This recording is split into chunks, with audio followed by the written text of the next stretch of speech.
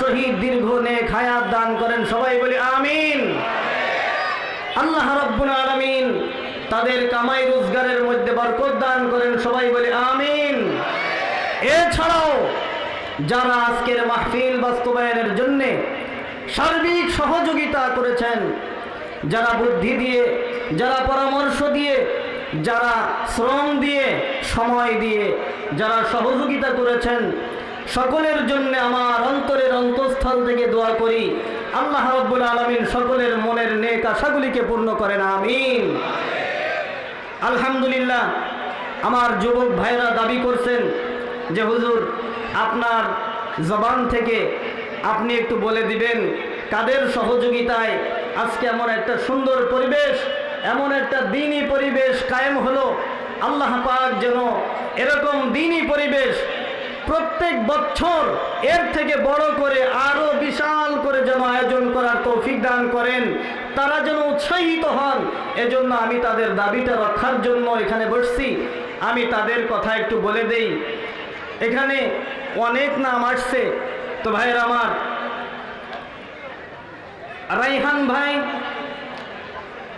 আজাদ ভাইয়ের ছেলে, এরপরে দিনা ভাই কাজী উবাইদুর রহমান, সোহেল নদীর পাড়, কাজী পলাশ পিতা আনার, সাইম ভাই মিতরা, আল আমিন, শুভ দোয়াত আলী নাতি, টুটুল দেওয়ান, আবরণ বিশ্বাস, হোসেন আলী, আমিন পিতা বালি চকিদার,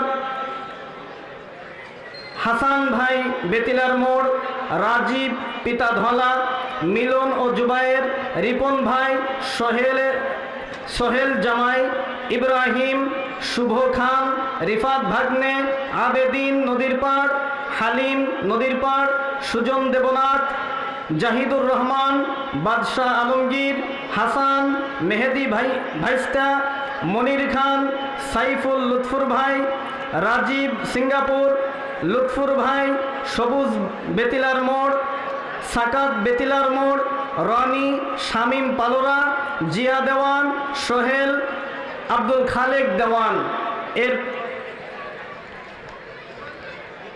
দেওয়ান, সাইদুর রহমান, লাল মিয়া, রহমান, রহম, লালচান, নাজমা ও হালিম, হানিফ ভাই, সুজন বিশিষ্ট ব্যবসায়ী, চন্দন। এছাড়াও আরও আমার অনেক ভাইরা এই মাহফিলকে কায়েম করার জন্য অনেক শ্রম ব্যয় করছেন। আমরা এই সকল ব্যবস্থাপকদের জন্য দোয়া করব আল্লাহ রাব্বুল আলামিন যেন তাদেরকে সর্বময় কল্যাণ দান করেন, সবাই বলি আমিন। আমরা নিয়ত করেছি ইনশাআল্লাহ, আমরা নিয়ত করেছি ইনশাআল্লাহ আমাদের এই বেতিলা পল্লী জাগরণ সমিতির উদ্যোগে আজকের যেই মাহফিল এখানে কায়েম হয়েছে, এর থেকে বড় করে সামনে আমরা আরো বড় মাহফিল করার চিন্তা ফিকির করতেছি। আল্লাহ পাক যেন আমাদের এই চিন্তা ফিকিরের মধ্যেও বরকত দান করেন, সবাই বলি আমিন। যুবকরাই তো সেই ইসলামের শুরু যুগ থেকে ইসলামের জন্য তলোয়ার ধরছে, ইসলামের জন্যে নিজেদের জান মাল সময় সব কিছু বিসর্জন দিয়ে এই যুবক শ্রেণী কিন্তু ইসলামের জন্য রক্ত দিছে। এই যুবক শ্রেণীদের মাধ্যমেই আল্লাহ রাব্বুল আলামিন এরকম ইসলামের সুশীতল ছায়া আমাদেরকে দান করছেন। আমরা রাসূলুল্লাহ সাল্লাল্লাহু আলাইহি ওয়াসাল্লামের যুগের দিকে যদি লক্ষ্য করি, তাহলে আমরা দেখতে পারবো আল্লাহর নবীর সাহাবীরা নিজেদের জান বাজি রেখে ইসলামকে প্রতিষ্ঠিত করার জন্য নিজেদের সকল সম্পদ বিসর্জন দিয়েও, নিজেরা সব কিছু হারিয়েও, পিতামাতা ভাই বোন স্ত্রী সন্তান সব কিছুকে বিসর্জন দিয়েও ইসলামের জন্যে সর্বাত্মক চেষ্টা চালিয়েছে। আমরাও এই যুগে সকলেই এক সুরে সুর মিলাতে চাই যে ইনশাআল্লাহ আমাদের দ্বীনকে কায়েম রাখার জন্য যদি ইসলামের জন্য আমাদের জান দিতে হয়, আমাদের মাল দিতে হয়, আমাদের সময় দিতে হয়, তাও আমরা দিয়ে আমাদের ইসলামকে এই পৃথিবীর বুকে আল্লাহর দুনিয়ায় কায়েম রাখার ইনশাআল্লাহ।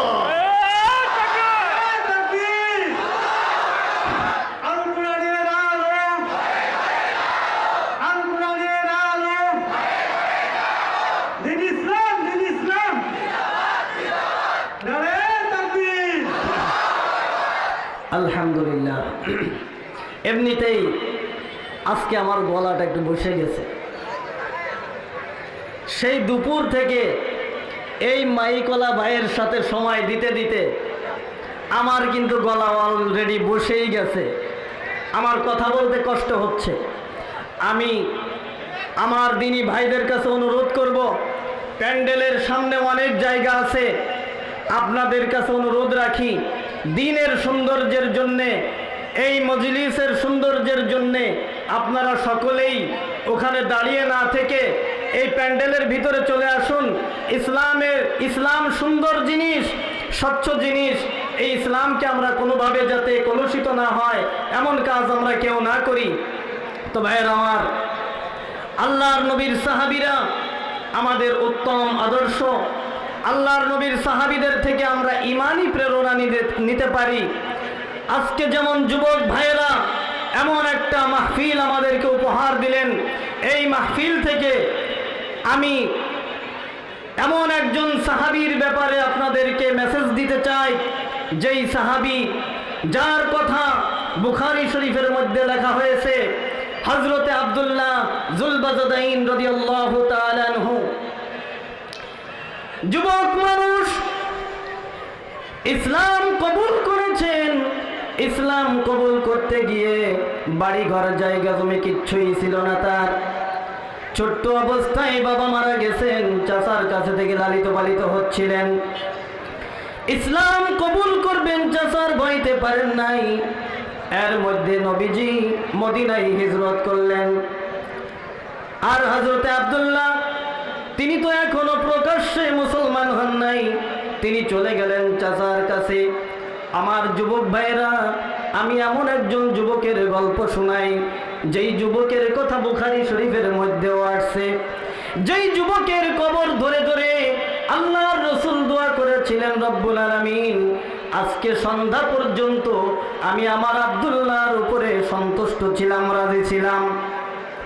আল্লাহ গো, তুমি আমার আব্দুল্লাহর উপরে সন্তুষ্ট হয়ে যাও। এমন একজন যুবকের ঘটনা, যার থেকে আমরা ইমানি প্রেরণা নিতে পারি। হযরতে আব্দুল্লাহ যুলবাজাদাইন তিনি চাচার কাছে চলে গেলেন। চাচার কাছে গিয়ে বলতেছেন, চাচাজি, মুহাম্মদ সাল্লাল্লাহু আলাইহি সাল্লাম আল্লাহর নবী, সে ব্যাপারে আপনার মতামত কি? চাচা বলছে, আমারও তো তাই মনে হয়। যদি তাই মনে হয় ইসলাম কবুল করবেন কিনা? চাচা বলছে, না, তা কখনো করব না। ভাতিজা বলতেছেন, চাচাজি, বছরের পর বছর ধরে অপেক্ষা করেছি, আপনি আগে ইসলাম কবুল করবেন, তারপরে আপনার দেখা দেখে আমি ইসলাম কবুল করব।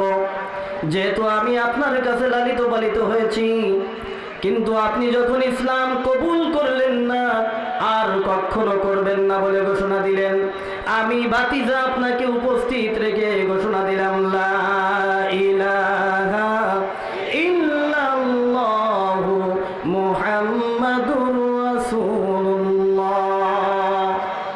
চাচা বলছে, ভাতিজা, তুমি যে ইসলাম কবুল করেছো, এর পরিণতি কি হতে পারে তুমি জানো? বলে, না চাচা, আমার জানা নেই। বলে, তুমি আমার বাড়িতে থাকো, তোমার বাড়িঘর সব ছাড়তে হবে। ভাতিজা বলতেছে, আলহামদুলিল্লাহ, আমি রাজি আছি। চাচা বলছে, ভাতিজা, শুধু বাড়িঘর নয়, উট, দুম্বা, ভেড়া, বকরি যা কিছু দান করছি তোমাকে, সব কিছু আমাকে ফেরত দিতে হবে। হযরতে আব্দুল্লাহ যুলবাজাদাইন বলেন, চাচা গো, ইমানের জন্য তুমি যা চাও সব দেব, কোনো আপত্তি নাই। তুমি তোমার উট, দুম্বা, ভেড়া, বকরি সব ফেরত নিয়ে নাও। এরপরে চাচা বলছে, ভাতিজারে, শুধু তাই নয়, তোমার পরনে যে লুঙ্গি আছে, তোমার গায়ে যে জামা আছে, তা আমার টাকার জামা লুঙ্গি ফেরত দিতে হবে।